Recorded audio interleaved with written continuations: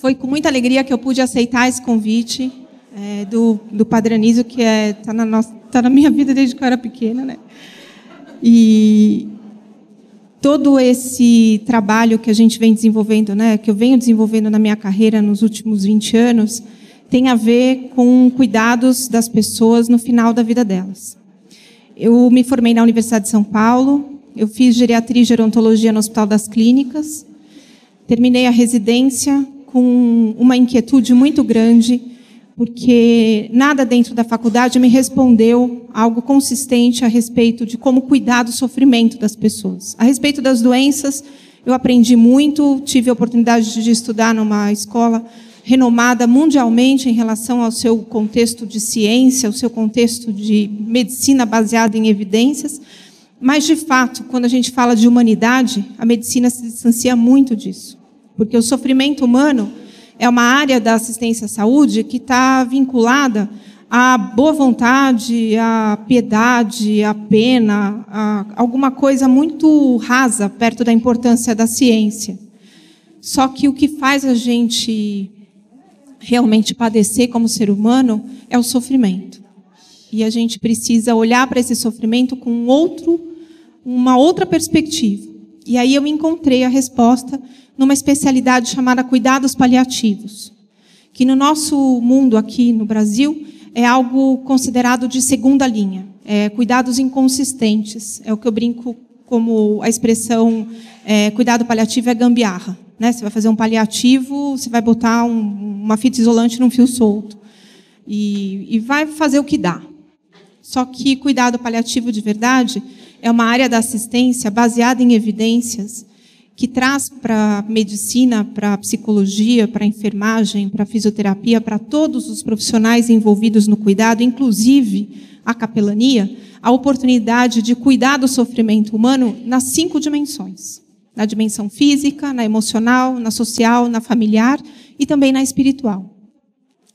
E aí, o Padre Anísio me convidou para estar aqui com vocês hoje. Estou encantada com a quantidade de pessoas, né, tão empenhadas em aprender sobre isso num dia comum, né, um dia ordinário, que vai se tornar um dia extraordinário, espero, com o aprendizado que vocês vão ter no final desse período. Eu vou trazer para vocês alguma coisa relacionada a contexto de conhecimento médico, de conhecimento científico, desse contexto do sofrimento espiritual. Ao longo desses anos trabalhando com cuidado paliativo, eu tive a oportunidade, em 2011, de ser a médica responsável pela unidade de cuidado paliativo exclusivo, que chama-se Hospice, do Hospital das Clínicas, da Faculdade de Medicina da USP, que fica na unidade São Camilo Jaçanã. Eu era a médica responsável por 10 pacientes que eram encaminhados do Hospital das Clínicas para lá, e nesse lugar recebiam cuidados paliativos exclusivos. É um espaço eu falo que é uma unidade de terapia intensiva do sofrimento, onde as pessoas recebem assistência multiprofissional de pessoas qualificadas, treinadas, com conhecimento técnico e humano para cuidar das pessoas nesse momento tão delicado da vida delas, que é o fim da vida. Eu trabalhei lá de 2011 até 2015. E eu não tenho dúvida que foi o top de linha da minha carreira. Em nenhum lugar eu vou alcançar o nível de qualidade, de conhecimento, de crescimento que eu alcancei naquele tempo. E nessa ocasião que eu trabalhei lá, eu exigi um capelão. E aí as pessoas me olharam como se eu fosse um ET, um médico exigindo um capelão. Eu falei, o capelão faz parte da equipe. Não é uma pessoa que vai sentar, pegar na mão e fazer pregação na beira do leito. Não. É uma pessoa treinada e qualificada para avaliar as necessidades espirituais, avaliar, triar a condição de sofrimento espiritual de cada um dos pacientes, respeitando a crença deles, sem julgá-los e nem condená-los por qualquer opção de caminho religioso. A expressão de espiritualidade, a verdadeira expressão de espiritualidade respeita a escolha de cada ser humano. E aí eu precisava de um capelão que tivesse essa visão, que é uma visão bastante diferenciada neste planeta aqui. E eu consegui. E a partir do momento que eu tive um capelão neste nível de atendimento, eu consegui reduzir o índice de sedação paliativa, que é um procedimento técnico de altíssima complexidade dentro do cuidado paliativo. É quando a pessoa está na fase final, ela está no extremo sofrimento e o médico prescreve a sedação. O meu índice de sedação no hóspice do Hospital das Clínicas, no Recanto São Camilo Jaçanã, era 3%. O índice num hospital é praticamente 100%. O índice internacional é em torno de 5% a 10% em cuidado paliativo. Então, eu alcancei um nível de redução de sofrimento inalcançável de uma maneira absolutamente expressiva. E eu consegui isso graças a uma qualificação uniforme da equipe e com a inclusão da capelania. Mas era uma capelania extremamente diferenciada, porque ela permitia a expressão do sofrimento espiritual em toda a sua complexidade, com muito respeito, com muita honra em participar desse processo. Eu vou trazer para vocês, então, muitas coisas que eu acabei aprendendo ao longo desse período. E que eu trago para reflexão quando vou conversar. Essa aula é uma aula que está muito fiel à aula que eu dou de prece e medicina, de espiritualidade, dentro do curso de pós-graduação da Casa do Cuidar. Eu sou sócia fundadora da Casa do Cuidar, que é uma organização que oferece o curso de especialização. Então, a aula que eu vou dar para vocês está muito próxima daquilo que eu dou na pós-graduação. O sofrimento humano, ele tem 5 dimensões de expressão. Ele tem a dimensão física, a dimensão emocional, a social, a familiar e a espiritual. Infelizmente, nós vivemos numa sociedade, numa cultura que privilegia a dimensão biológica. Mesmo as pessoas vinculadas a cuidado espiritual, essas pessoas se prendem, elas se aprisionam em resultados biológicos decorrentes das suas orações. É muito frequente uma pessoa, na beira do leito de morte, receber orientação de um líder espiritual ou de alguém que se coloca à disposição para orientação, para cuidar dessa questão espiritual, a orientação de tenha fé. Então, eu digo para vocês, essa é a coisa mais nociva, mais agressiva e mais cruel que você pode dizer para uma pessoa que está na condição do limiar, da fronteira da sua vida. Porque quando você fala dessa forma, você traz para ela a profundidade de um sentimento de culpa, que é inacessível nesse momento. Quando a gente está no final da vida, a coisa mais importante que a gente precisa ter do nosso lado são pessoas que olham para a gente e acreditam que nós somos capazes de passar por aquilo que nós estamos passando. A melhor definição de fé que eu já tive nesses anos foi de uma mãe de um paciente testemunha de Jeová, que os médicos abominam, testemunha de Jeová, porque a gente não pode dar transfusão. Como se a única coisa que a gente aprendesse na faculdade inteira fosse dar transfusão de sangue. Porque a única coisa que eles não aceitam é transfusão de sangue. E aí a gente não consegue tratar com pessoas que não deixam a gente fazer o que a gente quer fazer. E esse é um outro movimento que a pessoa que vai dar assistência espiritual precisa lidar. Quem está doente não tem que fazer o que você quer que ela faça. Quem está doente faz o que pode fazer, o que tem condição de fazer. E o seu papel no cuidado dessa espiritualidade é estar ao lado dele, no caminho que ele escolher trilhar. Quando a gente fala do sofrimento espiritual, a gente está falando de uma dimensão que é quase inatingível, porque é muito complexa. Cada um de nós tem uma expectativa, uma experiência, uma noção do que seja isso. E aí, quando eu me voltei para essa dimensão no cuidado do paciente, eu comecei a entender que o melhor caminho espiritual não depende da religião, depende da pessoa que trilha o caminho religioso.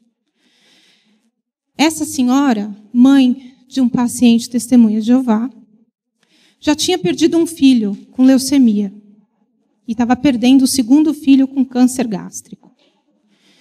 E aí ela chegou para mim diante de tudo que eu trouxe para aquela família na reunião de família, sobre as condições dele, a evolução, a situação clara de terminalidade, de irreversibilidade da situação, ela me disse: doutora Ana, nem eu, nem minha família escolhemos passar por isso.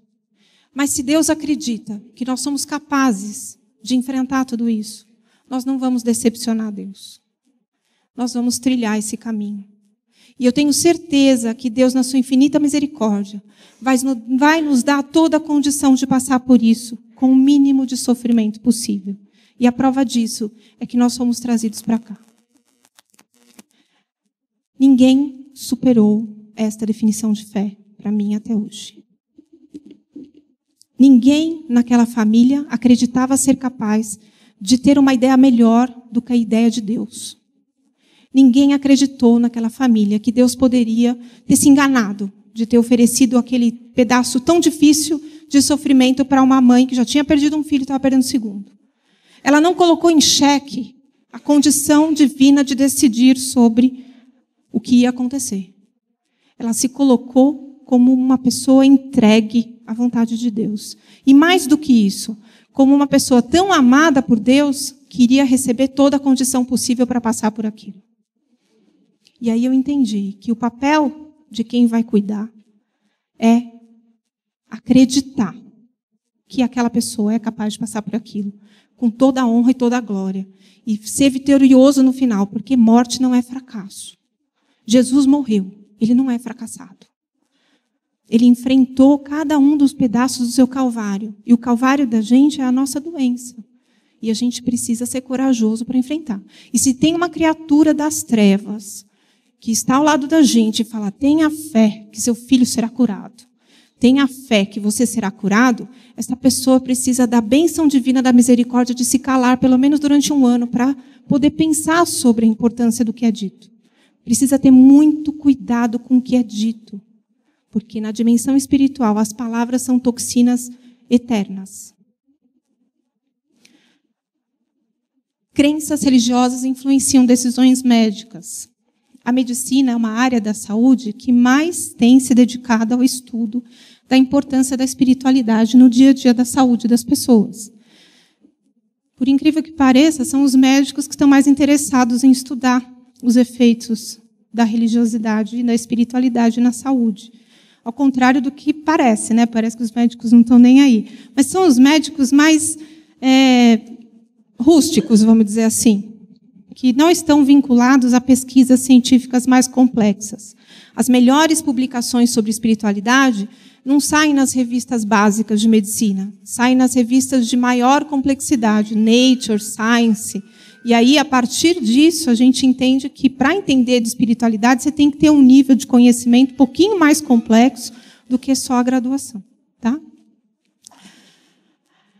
Em relação às práticas relacionadas ao nascimento e controle da natalidade, questões alimentares, né, dieta kasher, por exemplo, é uma prática de dia a dia que interfere na saúde do paciente. Rituais relacionados à própria doença e concordância ou colaboração com o tratamento, como já dei exemplo, transfusão de sangue, vacinação dos filhos, recusar tratamentos, medicamentos ou encaminhamento psicólogo e psiquiatra, a depender da crença religiosa do paciente, ele diz sim ou não. Esses próximos slides, eu tive a bênção de compartilhar esse conhecimento com o capelão Roberto Miguel. Então, os que estão com o nominho dele embaixo, foi ele que me cedeu. Decisões relativas ao fim da vida, descontinuidade de tratamento, a não ressuscitação e diretivas antecipadas de vontade. Os capelães auxiliam os pacientes e seus familiares a identificar seus valores, relacionando-os às opções de tratamento no final da vida. Os estudos mostram que o atendimento dos capelães desempenha um papel importantíssimo na redução das mortes dentro dos hospitais e no aumento dos encaminhamentos para os hóspices, que são essas unidades de cuidado paliativo exclusivo. Então, muito do papel da pessoa que vai prestar assistência espiritual é oferecer ao paciente a oportunidade dele transitar do papel de doente, de coitadinho, de pessoa responsável pela sua doença, de culpado, para o papel da pessoa que morre. ele volta a ter domínio sobre a sua vida. E aí, a partir desse momento que ele retoma a autonomia, ele decide o que ele quer que seja feito com o tempo final dele. Do ponto de vista prático, o papel de quem está morrendo tem 3 domínios. O prático mesmo, o físico, logístico, que é o controle de sintomas. Ninguém pode discutir a relação com Deus com dor. Não dá para falar sobre o seu sofrimento espiritual se você estiver com falta de ar, se você estiver com diarreia, com prisão de ventre, se você estiver confuso. Então, em primeiro lugar, é preciso que você tenha uma equipe médica qualificada que saiba conduzir o controle de sintomas sem sedar o paciente. Porque se ele ficar sedado, ele não vai conversar sobre esse assunto. Em segundo lugar, ver se a assistência domiciliar é possível. Avaliar questões financeiras, especialmente como que vai ser o cuidado com os dependentes desse paciente. Nós temos muita dificuldade de conversar sobre a morte. Embora todo mundo acredite numa vida eterna, acredite no cumprimento da sua missão, acredite na ressurreição, todo mundo amarela de medo na hora de pensar que está chegando só a hora de enfrentar isso. Chegar na hora H, ninguém quer. Todo mundo acha lindo, maravilhoso, passa a missa inteira falando sobre ressurreição e vida eterna, mas quando chegar a sua vez de olhar para a sua vida eterna, você fala, veja bem, não, agora não, quero ficar mais um pouquinho, né? Então, não preparei, não estou preparada para a vida eterna ainda. Então, a prática religiosa, infelizmente, a depender da pessoa que pratica a religião, não traz para ela uma condição de compreensão de que a vida vai além deste corpo, além da dimensão biológica. A gente quer provas de Deus, da força de Deus, da misericórdia de Deus, baseado em exames. Você quer redução do tumor, você quer controle da falta de ar, você quer redução dos remédios. E aí Deus tem que ficar provando o tempo inteiro que ele existe, baseado em exame. A gente deixa Deus muito pequenininho perto da dimensão da complexidade de uma existência humana que termina a sua missão. Deveria ser uma glória terminar a sua missão. Olhar para trás na sua vida e falar, dei conta, fiz tudo que eu precisava fazer, agora posso ir para a vida eterna. Acho que se eu conheci pessoas que preenchessem uma mão minha, que estavam prontas, foi pouco.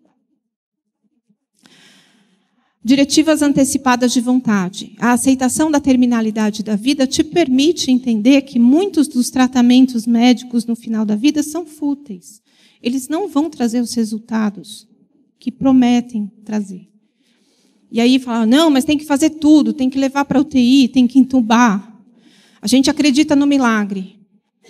Ora, se você acredita no milagre, você precisa entender que Deus não trabalha só na UTI.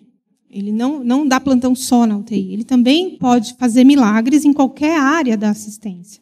Se for o objetivo do processo acontecer uma cura, a cura acontece em qualquer espaço.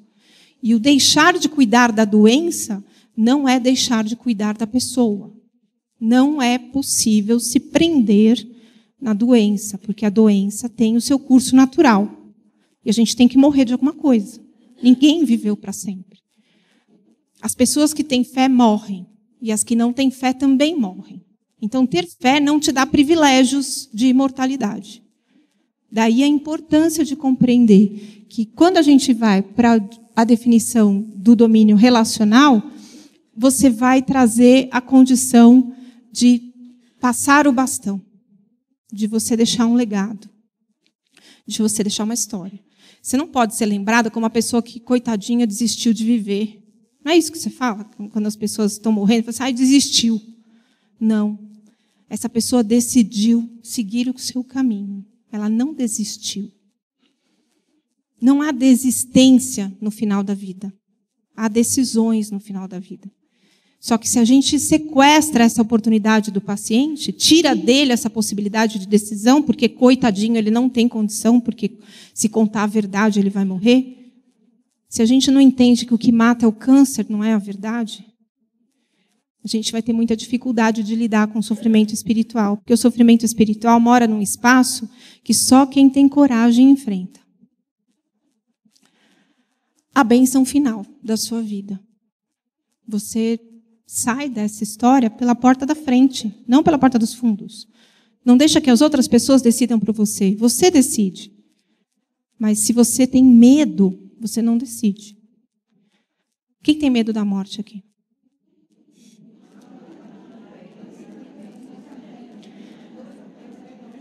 Então, existe um trabalho bastante grande para ser feito até que a sua morte chegue. Porque a gente precisa trocar a palavra medo por respeito. A gente precisa respeitar a nossa morte. Porque a nossa morte, ela é muito sábia. Ela sabe dizer para a gente tudo que realmente importa e tem valor na vida. Não tem nada no mundo que possa nos aconselhar de maneira mais potente do que a nossa morte. Eu via isso vejo isso ainda, né? Porque agora eu continuo cuidando dos pacientes no consultório, mas eu vejo isso todos os dias. O paciente recebe o diagnóstico de terminalidade, tudo que ele não conseguiu fazer em 20 anos de terapia, ele consegue em uma semana. É impressionante a capacidade que a morte tem de nos trazer lucidez, discernimento, compaixão, amorosidade para cada um dos nossos atos. Então, se a morte traz tudo isso, a morte não é ruim. A morte é a coisa... Se a morte é um anjo, se a morte é uma entidade, se a morte é uma bênção, é a bênção mais generosa que Deus nos deu de presente. Porque na hora que a gente toma consciência dela, não precisa estar doente. Basta que você tome consciência dela, você já olha para a sua vida de uma outra forma. Você vai ter a oportunidade, dessa forma, de escrever o último capítulo da sua vida. Você não vai terceirizar essa última parte da sua existência. Você toma para si essa caneta e você termina de escrever. E não é para terminar de escrever coitadinha de mim que não consegui a cura. Coitadinha de mim que Deus abandonou. Coitadinha de mim que meus filhos não vieram vir me ver. Não, a gente não deveria deixar a nossa vida para o mundo do coitadinho. E aí, nesse momento em que a gente se percebe finito, a gente vai para o mundo pessoal de domínio com essa relação com a finitude. A gente precisa se adaptar às perdas. A perda do nosso futuro, a perda física, a social, a cognitiva. O maior luto não é da mãe que perde o filho. O maior luto é da pessoa que morre. Porque a pessoa que morre se despede de todos os domínios da vida dela. A mãe só se despede do filho. E isso, de viver o seu luto da vida, é muito intenso. E a gente precisa perceber que isso uma hora vai acontecer. Você está vivendo a sua vida na plenitude, para chegar no final você falar, dei conta, vivi integralmente tudo que me foi permitido viver? Encerramento de questões ainda não finalizadas com outras pessoas. Reavaliação da vida de um modo diferente do que era feito antes. As questões existenciais, das nossas perspectivas, as nossas fantasias, as nossas expectativas frente ao que vem depois. E ainda pode haver um profundo crescimento nesses últimos tempos de vida. O mistério da fé. Não há resposta. Nunca houve resposta. Nunca haverá uma resposta. E essa é a resposta. Quem se dispõe a trabalhar com sofrimento espiritual precisa ter como principal oração estas 4 frases. Você não tem nenhuma resposta pronta. Não existe nenhuma resposta pronta. Nunca vai existir nenhuma resposta pronta. Essa é a resposta. Só dessa forma você vai conseguir ter forças para se aventurar em infernos tão variados, porque cada um de nós tem seu inferno. E se a gente vai receber assistência espiritual, a gente vai receber assistência espiritual de uma pessoa que tem coragem de ir com a gente lá no nosso inferno. E que não vai nos julgar porque a gente está nesse momento de tanta escuridão. Porque é um momento misterioso. É um momento pelo qual a gente não passou nenhuma vez ainda. Tem um livro chamado Cartas a um Jovem Poeta, que para mim é uma grande, grande revelação divina. É uma história de um rapaz que quer ser escritor, quer ser poeta, e ele escreve para um mestre. E aí o mestre responde para ele a respeito da doença. Se algum dos seus procedimentos for doentio, considere que a doença é um meio com o qual o organismo se liberta de corpos estranhos. Por isso é apenas preciso ajudá-lo a estar doente e assumir e a ter a sua doença por completo, pois é esse o seu curso natural. Agora acontece tanta coisa em seu íntimo, meu caro Capos. Será que nós somos capazes de estar do lado de uma pessoa e ajudá-la a viver a doença dela por completo? Para ela poder tirar dessa experiência tudo que essa experiência puder oferecer de transformação, de evolução, de aprendizado? É preciso ter paciência como um doente e ter confiança como um convalescente, pois talvez o Senhor seja ambas as coisas. Mais ainda, o Senhor também é o médico que tem de tratar a si mesmo. Mas em toda doença, há muitos dias em que o médico não pode fazer nada além de esperar. E é isso, mais do que qualquer coisa, que o Senhor, por ser seu próprio médico, precisa fazer agora. Não se observe demais. Apenas espere. Onde está Deus?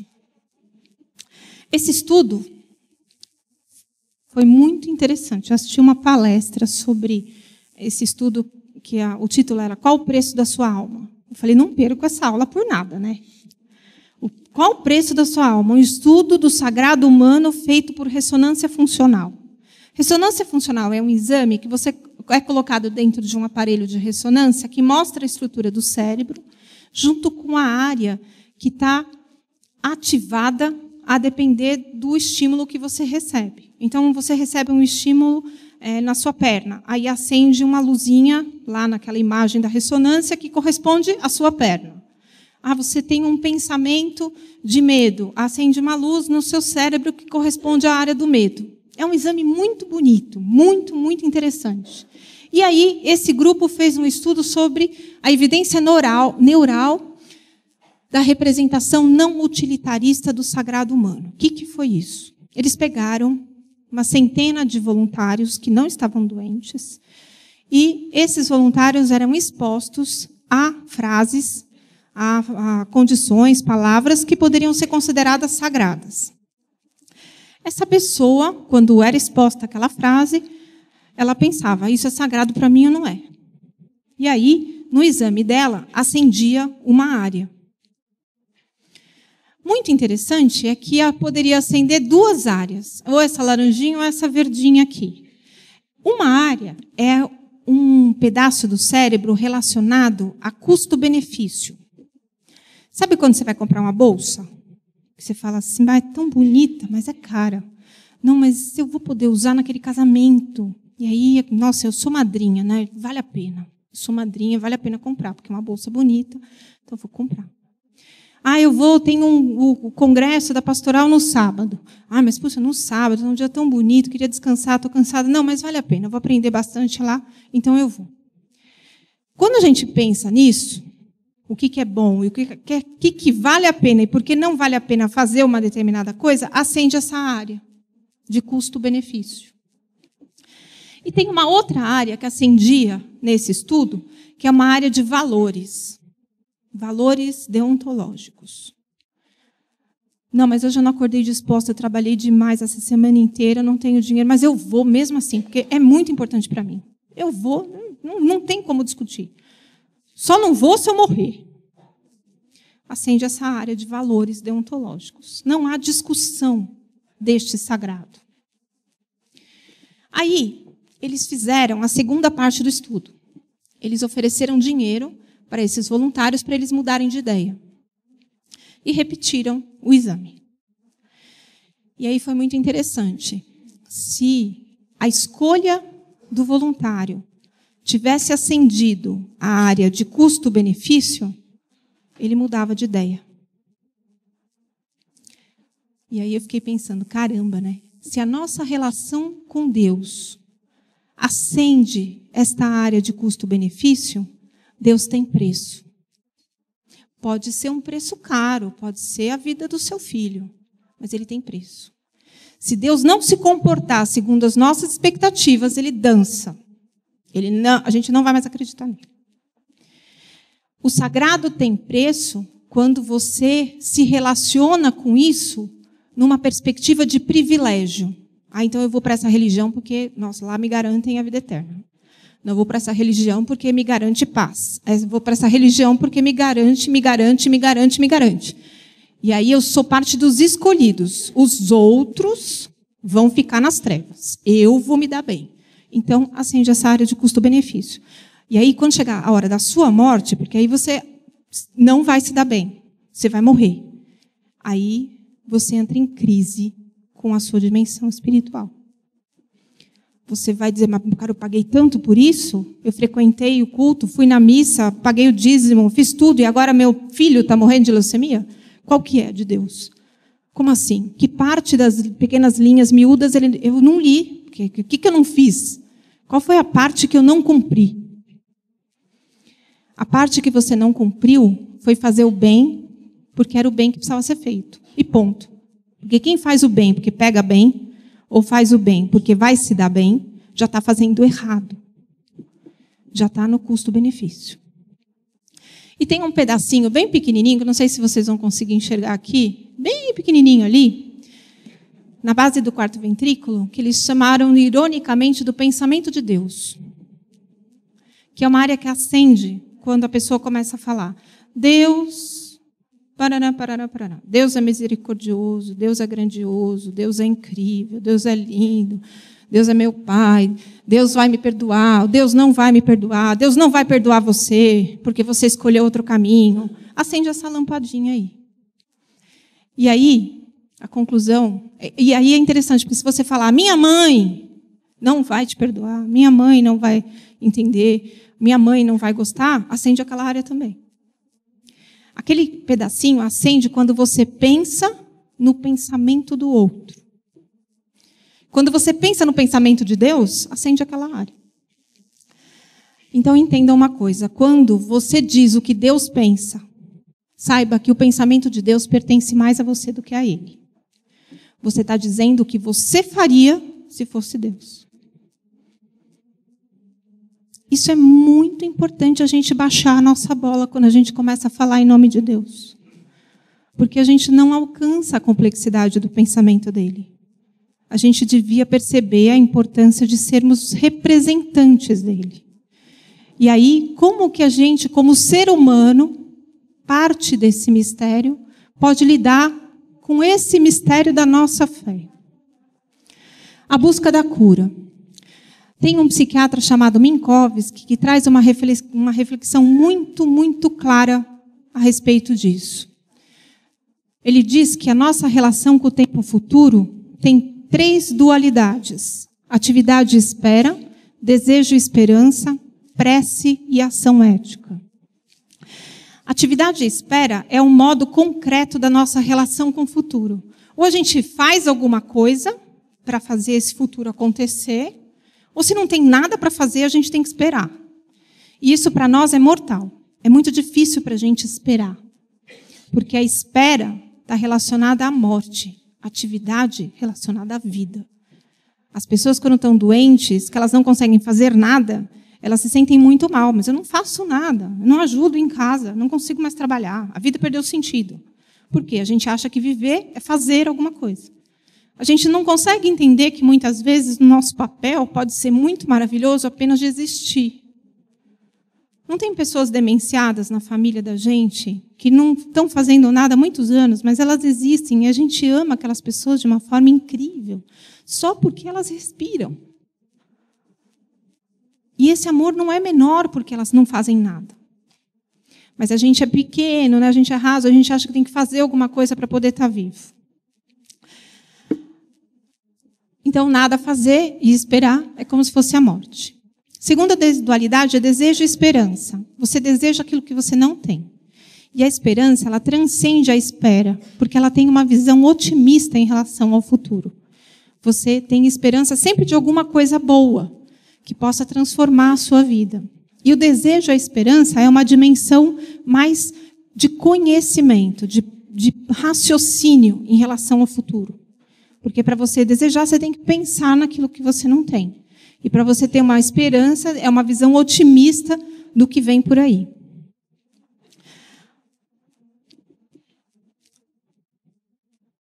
Prece e ação ética. É uma relação muito mais sutil e muito mais profunda com o futuro.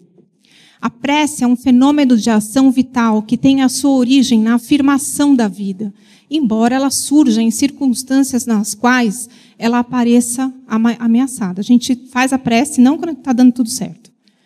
A gente não busca sentido de vida quando a vida está dando tudo certo. Você fala, nossa, qual o sentido de tudo isso? Casei com um homem maravilhoso, tenho filhos maravilhosos, né? Estou ganhando dinheiro na profissão. Nossa, qual o sentido disso? Você não sofre por isso. Mas quando você está com problemas, você entra na dimensão da prece. Como na presença da morte, nos desastres físicos ou morais que ameaçam o eu. Nessas situações, a esperança parece ser insuficiente para confortar o eu, promovendo o seu movimento em direção à prece. A prece é uma interiorização totalmente vívida, na qual o eu se depara com o ambiente de transformação e o que tem de mais profundo que existe em si mesmo. Enquanto a oração for uma experiência cognitiva, de pensamento, de decorar a oração, você não alcança esse sagrado. A verdade não é um conceito, a verdade é uma experiência. E a experiência só é alcançada neste movimento de encontro com o que há de mais sagrado dentro de você. No limite entre o eu e o não eu, lá na tua profundeza, que é tão profundo que pode ser chamado de reino de Deus. A prece nasce da parte mais profunda do eu e lhe permite ir além de si mesmo, em direção à sua parte mais profunda, além do meu. A prece é, nesse aspecto, uma exteriorização e uma interiorização totalmente vivida pelo eu, simultaneamente oferecendo-lhe significado primordial de abstração. Quando a gente fala de abstração, a gente não está falando do óbvio. Quando a gente fala de abstração, a gente não está falando de exame, a gente não está falando de cura, a gente está falando de algo que nem dá para explicar.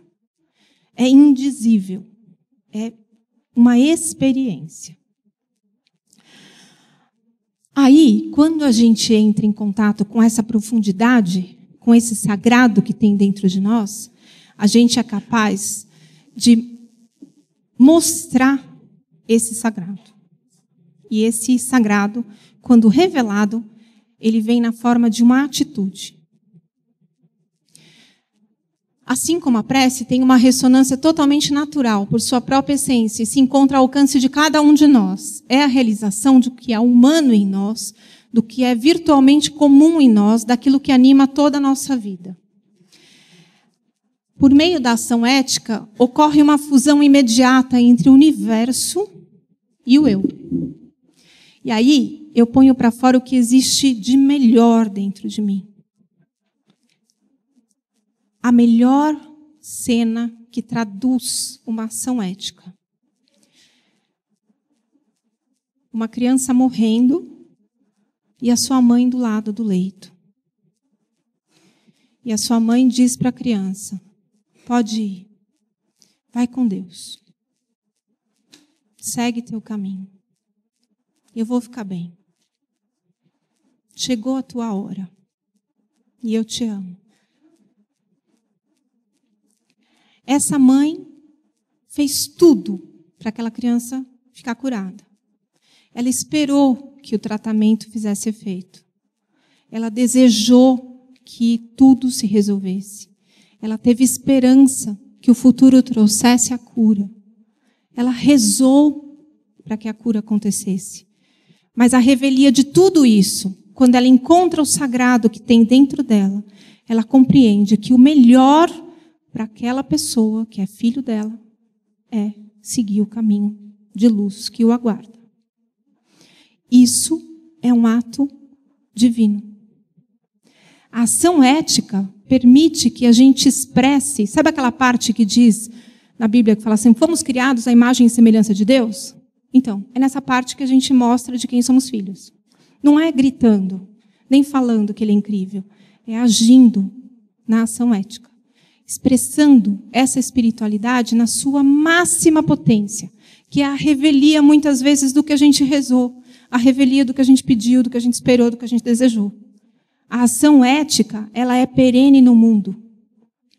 Todas as outras coisas são esquecidas. A ação ética nunca é esquecida. Ela traz a imortalidade para quem pratica. Porque é o bem que precisa ser feito. Essa mãe não se deu bem se o filho morrer, ela vai sofrer por isso. Não pega bem ela deixar o filho morrer, porque provavelmente vai ter meia dúzia ao redor dele lá que vai dizer assim, ai, mas ela não tinha fé, por isso que o filho morreu. Ela desistiu do filho. Não tem um povo meio torto que fala isso? Ela desistiu do filho. Não, ela não desistiu do filho. Ela decidiu honrar, ser mãe daquela criança pelo tempo que lhe foi permitido. Se ele ficou 10 anos, se ele ficou 13 anos, se ele ficou uma semana, não importa. O tempo que ficou foi o tempo suficiente para ela ter dentro dela um amor tão grande que permitisse que tudo corresse no seu curso natural. Somos capazes de ação ética? Todos nós somos. É só a gente poder libertar esse espaço, porque às vezes ele está soterrado. Considerações finais para a nossa conversa. A gente fala muito de empatia. No dicionário, empatia é a faculdade de compreender emocionalmente um objeto. Compaixão é o sentimento piedoso de simpatia para uma tragédia pessoal acompanhado do desejo de minorá-la. Participação espiritual na infelicidade alheia que suscita um impulso altruísta de ternura para com o sofredor. A empatia é um sentimento. Eu posso me colocar no seu lugar e sentir o que você está sentindo. Mas isso só me faz, muitas vezes, sofrer o seu sofrimento. E aí, quando eu me coloco no lugar do outro e eu não consigo voltar para o meu lugar, somos dois a sofrer. E a gente não suporta isso. Tantas vezes a gente vai para o lugar do outro e aí a gente não cuida da nossa vida, porque a gente vai sempre cuidar da vida do outro, né? É fácil resolver o problema dos outros. Agora, o nosso problema a gente não cuida. Afinal de contas, coitado do paciente, está sofrendo tanto, né? Não, ele não é coitado. Porque quando você tem pena de uma pessoa, o que está tocando nela é o seu medo de estar no lugar dela. Se você olha para um paciente e tem pena dele, é porque você não é capaz de estar no lugar dele. E se você não é capaz de estar no lugar dele, ele é muito maior do que você. Então, invertam os papéis, porque quem tem que aprender ali é você, não é o contrário. Se ele é capaz de passar por aquilo e você não, senta lá e conversa para saber de onde ele arrumou essa força. Compaixão é atitude. É você fazer alguma coisa pelo outro. Você só pode fazer alguma coisa pelo outro se você tiver despertado esse espaço do sagrado dentro de você. Porque aí eu não vou resolver os problemas dele. Eu vou pegar a força que ele tem e falar, você dá conta, achei. Compaixão não cansa. E a força que a gente encontra no outro é a força dele, não é a nossa. E aí cada um vai ter o seu caminho de enfrentamento desse momento. E a grandeza disso, do aprendizado disso, ninguém pode discutir. É a maior bênção que a gente pode encontrar na nossa vida é encontrar uma pessoa que morre. Feliz daquele que tem coragem de estar ao lado de uma pessoa que morre. Porque o que sai de amor daquele quarto é um negócio absurdo. Absurdo. Empatia, você se coloca no lugar do outro e sente a impotência do outro perante o sofrimento. Na compaixão, você oferece a sua força para que o outro encontre a dele e enfrente o sofrimento. A empatia fortalece, mas a compaixão empodera. O sofrimento espiritual, então, ele pode ser acolhido numa abordagem científica, ele pode ser acolhido numa abordagem espiritual, mas privilégio mesmo vai ser receber o cuidado espiritual de uma maneira integral. Talvez todo o terror não passe, em última instância, do desamparo que requer a nossa ajuda. Assim, não é preciso se assustar, meu caro Capos, quando uma tristeza se ergue à sua frente, tão grande como o senhor nunca viu. Quando uma inquietação passa por sobre as suas mãos e perpassa todas as suas ações, como a luz e as sombras nas nuvens. É preciso pensar que acontece algo com o senhor, que a vida não o esqueceu, que ela segura a sua mão e não o deixará cair. Porque o Senhor pretende excluir de sua vida qualquer inquietude, qualquer dor, qualquer melancolia, sem saber o que essas circunstâncias realizam. Por que perseguir a si mesmo com essas perguntas de onde pode vir tudo isso e para onde vai? No entanto, o Senhor sabe que está em meio a transições e não desejaria nada mais do que se transformar. Essa nossa vida aqui tem começo e tem fim. O intervalo entre nascimento e morte chama vida. E talvez o significado de vida seja transformação. Enquanto a gente está vivo, a gente tem chance de se transformar. quando a gente tem muita certeza, tem alguma coisa muito errada acontecendo nesse período de transição. Eu vou ler para vocês um texto de um professor meu, que era professor de anatomia patológica da Escola de Medicina, da Faculdade de Medicina da USP, o Dr. Paulo Saldiva, ele ainda é professor lá. Ele escreveu esse texto por ocasião da celebração de Corpus Christi. Essa é a imagem de Cristo depois que ele saiu da cruz. Essa imagem lembra bem uma imagem de uma pessoa em cima de uma mesa de autópsia. E eu digo para vocês, não julgue o que você ainda não é capaz de entender. Autópsia de Cristo. Eu vejo em cada ser humano que examino o corpo de Cristo.